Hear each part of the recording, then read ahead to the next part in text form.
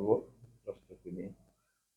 আজকে এতটুকু মেসেজ দিচ্ছি, আগামী 2 তারিখ মহেশখালীতে আমাদের দলের প্রধান আমির জামাত সফরে আসতেছেন। এরপরে সেই সফরে আমাদের জোটের শীর্ষ নেতাদের মধ্যে অনেকেই আসবেন। আমরা আশা করছি স্থানীয় জেলা উপজেলা নেতৃবৃন্দ সবাই থাকবেন। জনগণ বিপুল অংশগ্রহণ হবে কেন, সে জায়গায় আমরা আপনাদেরকে দাওয়াত দিচ্ছি এবং আমাদের এই কার্যক্রম জাতির সামনে তুলে ধরার জন্য আমরা আপনাদেরকে আহ্বান জানাচ্ছি। তো মূলত এগুলো নিয়ে আজকে আমরা ব্রিফিংটা ব্রিফিং নয়, একটা মত বিনিময় আমরা আয়োজন করছি। তো আপনারা কষ্ট করে এসেছেন, আমার বক্তব্য শুনেছেন, এই জন্য আপনাদের ধন্যবাদ। আপনি যদি একটু বলতেন যে আজকে পর্যন্ত আপনি নির্বাচনী মাঠে ঘুরছেন, বিভিন্ন জায়গায় যাচ্ছেন, কোনো প্রতিবন্ধকতা দেখেছেন কিনা, সমস্যায় পড়েছেন কিনা, সামনে কোনো ধরনের সমস্যা পড়বেন এরকম আশা করছেন? আমরা যেটা লক্ষ্য করছি, প্রতিবন্ধকতা বলতে যেটা বোঝায়, এখনো সেই সহিংস রূপটা আমরা দেখি। তবে গণতান্ত্রিক রীতির ব্যাখ্যা হচ্ছে। এখন আমি আমার দলের প্রচার করবো, এটাই স্বাভাবিক। আপনি আমাকে হুমকি দিবেন, তাহলে আমার রাইটের উপর আঘাত করবেন। 2 নম্বর, আমার একটা পোস্টার থাকবে, পোস্টারটা এবার নিষিদ্ধ, আমার একটা লিফলেট থাকবে, আমার একটা ব্যানার থাকবে, আপনি এটা ছিঁড়ে ফেলবেন। এই অপকালচার, ব্যাড কালচার, পলিটিক্সের মধ্যে যে ব্যাড কালচারটা আছে, এটা এখানে হচ্ছে। ছোট হাসখালী ইউনিয়নে আমাদের নেতৃবৃন্দ যেটা অভিযোগ করতেছে, সেখানে জনসভার যে পোস্টার আছে এগুলো ছিঁড়া হচ্ছে, তারপরে ব্যানার ছিঁড়ে ফেলা হচ্ছে। এগুলো যদি শুরু হয়ে যায় তাহলে তো জনগণকে তো আসলে আমরা দাবিয়ে রাখতে পারবো না, তারা তো পাল্টাপাল্টি করবে, নির্বাচনী পরিবেশ কলুষিত হবে। এই জন্য প্রতিবন্ধকতা বলতে নির্বাচনী পরিবেশের জন্য যে প্রতিবন্ধকের বিষয়গুলো, এগুলো ব্যবস্থা নিতে হবে। আপনারাও আসলে সেক্ষেত্রে বিষয়গুলো স্পষ্ট করে তুলে ধরবেন, এটা আমরা আপনাদের সবাইকে চাই।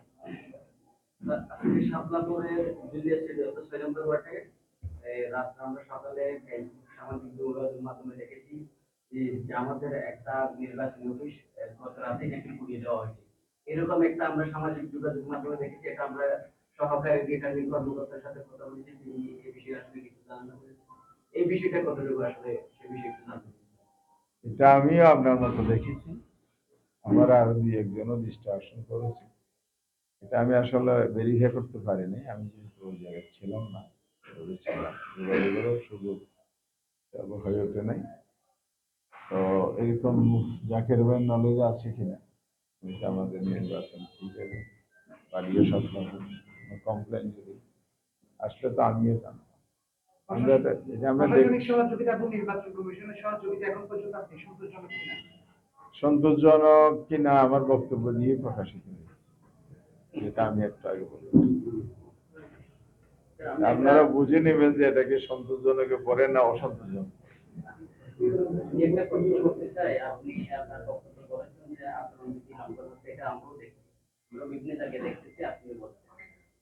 আমার কথা হলো এই ধারাটা যদি 12 তারিখ পর্যন্ত, অর্থাৎ আর 12 দিন ব্যাপার যে সময়টা আছে, এই সময়টার মধ্যে আচরণ বিধি যদি লঙ্ঘন হতেই থাকে, রিটার্নিং অফিসার, সহকারী রিটার্নিং অফিসার এটা নিয়ে যদি কোনো ধরনের পদক্ষেপ না নেয়, তাহলে 12 তারিখের নির্বাচনে কোনো ধরনের আর বড় ধরনের এফেক্ট হচ্ছে কিনা। এক দুই নম্বর, আমার যেটা প্রশ্ন, আমরা নির্বাচন অফিস থেকে একটা জিনিস যে প্রস্তাব করে টোটাল মোট 4,280 ভোট, তার মধ্যে আপনার পুরুষ হচ্ছে 3,835 আর মহিলা হচ্ছে 342।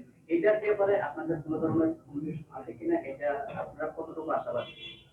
আসলে এটা হলো আচরণ বিধি যদি বারবার লঙ্ঘিত হয় তাহলে এ ধরনের আইন করে লাভ কি, কাগজ আইন। আমরা এদিকে সুশাসন চাই আর এদিকে কাগজ আইন করি, তাহলে এগুলো এক ধরনের কথা ফুলঝুরি ছাড়া কিছু না। এটা দিয়ে তো শুধু নির্বাচন না, দেশ এগিয়ে নেওয়ার যে আকাঙ্ক্ষা আমরা প্রত্যাশা রাখি, এটাও ব্যাহত হবে। এই জন্য আমরা দেখছি কোন জায়গায় গিয়ে থেকে আরো আমরা অপেক্ষা করছি, অভিযোগ দিচ্ছি, অভিযোগ শেষ পর্যন্ত কার্যকর হয় কিনা, তদন্ত করে কিনা, ব্যবস্থা নেয় কিনা আমরা দেখবো। যদি ব্যাপকভাবে এভাবে চলতেই থাকে তাহলে আমাদেরকে অবশ্যই ভাবতে হবে এর বিকল্প কি হইতে পারে। দ্বিতীয়টা, আপনি পোস্টাল ভোট বলেছেন। পোস্টাল ভোট তো গভর্নমেন্ট তাদের যে ইলেকশনের যে ডিউটি থাকে তাদের জন্যই করে। ইলেকশন ডিউটিতে যদি আরো বেশি লোক থাকে তাহলে কিছু লোক তো ভোটাধিকার পাবে না। আমরা পোস্টাবলের ব্যাপারে ইলেকশন ডিউটির জন্য ভোটাধিকার আমরা শুরু থেকে সোচ্চার। প্রবাসী ভোটার ব্যাপারে আমরা শুরু থেকে সোচ্চার। বলা যায় আমরা প্রথমে এই দাবিগুলো করেছি, ইলেকশন কমিশন এগুলো আমলে নিয়েছে এবং ইতিমধ্যে সব প্রস্তুতি সম্পন্ন করেছে। তো আপনার কাছে স্পেসিফিক কোনো ডাটা থাকে আমাদের দিয়ে সহায়তা করতে পারেন, সেগুলো আমরা অবশ্যই করতে পারি। স্যার, 2 তারিখে আমির জামাতের সমাবেশ উপলক্ষে দেখা যাচ্ছে পুরো জেলাব্যাপী উনি যাচ্ছেন, কিন্তু মহেশখালীতে স্পেসিফিক আনতে পারলেন কেনাটা হলো, আর কারা কারা এখানে আসতেছেন এগুলো বিষয়ে একটু বলবেন। আমি তো বলছি মহেশখালী থেকে তো কক্সবাজার জেলাটা একটু যোগাযোগের কমিউনিকেশনের মধ্যে সমস্যা আছে। অন্যান্য আসনের লোকেরা যেভাবে কক্সবাজার একত্রিত হওয়ার সুযোগ, পরিবহন যেটা মিলে আছে অনেক, মহেশখালীতে একটু সে কমিউনিকেশনটা আমাদের দুই উপজেলা মিলে যে আসন বিচ্ছিন্ন এলাকা শুরুতেই হচ্ছে, এটা একটা রিয়েলিটি। দ্বিতীয় হচ্ছে মহেশখালী আসনটা তো গুরুত্বপূর্ণ আসন, সেটা বিবেচনা নাই। তৃতীয় হচ্ছে মহেশখালীর এই আসনের ভোটারদের একটা ডিমান্ড হচ্ছে, সেটার প্রতি আমিরের যেমন সম্মান নাই, এই কারণেও এটা হয়েছে। ওনারও একটু আগ্রহ আছে এই আসনে। সব মিলে আমরা এখানে একটু সময় চেয়েছি, উনি সময়টা দিয়েছেন। সর্বশেষটা তো সর্বশেষ, আর কারণ না থাকলে না সর্বশেষ হবে।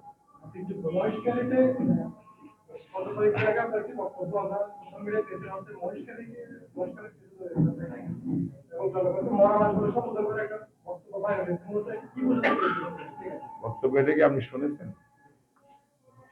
না, না শুনে বলুন। শুনে বলে থাকলে মিথ্যা, অসত্য। জনগণকে মরালাস বলা তো প্রশ্ন উঠে, মরালাস হলে আমার ভোট দিবে কেন, আমি ভোট চাইবো কেন, আমি কি মরালাসে ভোট চাইছি? এগুলো হলে ইউলো জার্নালিস্ট করে, হলো সাংবাদিক। বক্তব্যটা ভিডিওটা দেখেন। আমি বলেছি যে আমরা এই মহেশখালীতে একটা মানববন্ধন করছি, এর আগে আমি প্রেস ক্লাবে মানববন্ধন করেছি, লবণের ন্যায্য মূল্য দাবি, 4টা দাবি, একটা না, শুধু লবণ আমদানি নিষিদ্ধ না, 4টা দাবি।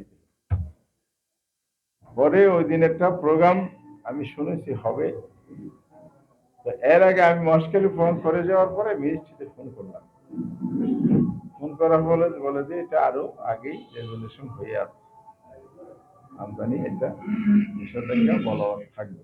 আমদানিটা যাদের নাম হয়েছিল ওরা আসলে সেলেনে এলসি করে যে আমদানি করবে, ওটা টাইমও শেষ হয়ে গেছে। একদিকে তার টাইম ওভার অনুমতি, তাহলে এটা ইফেক্টিভ নেই। দ্বিতীয় হলো আমরাও চাপ দিয়েছি, আবার কর্মসূচিও হচ্ছে, এই উপদেষ্টার সাথে কথাবার্তা সব মিলে আমরা বোঝাইতে সক্ষম হয়েছি। আমি এটা বলছি যে আমাদের দেশের রাজনীতির একটা প্রবণতা হলো ক্রেডিট নেওয়ার প্রবণতা। এখন ক্রেডিট নিতে গিয়ে যদি একটা সদ্য সমাপ্ত বিষয় যদি আবার ইস্যু করে আমরা কি বলে মিডিয়া ট্রায়াল করে, ফটো প্রজেকশন করে, সোশ্যাল গেটে গিয়ে ছবি তুলে ফেসবুকে ছেড়ে দিয়ে সস্তা কাম করা হয়, তাহলে এটা হলো ওই যে মরালার দেখতে দেওয়া। বক্তব্য ছিল এই লাইনে,